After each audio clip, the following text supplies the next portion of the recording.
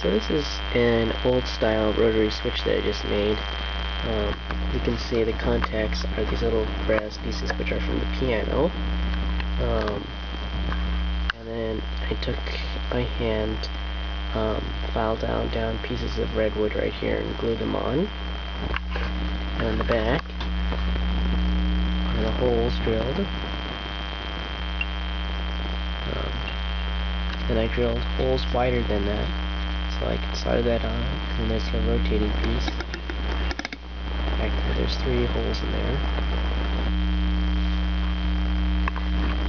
And let's see, this is the main contactor. It contacts all of these. And moves up.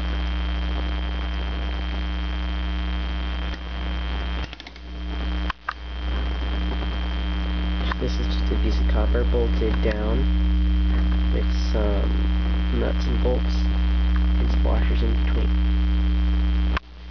This is from a sewing machine, I believe. It's one of the adjusting knobs. And then I just have some nuts and bolts. The arm is also made out of redwood.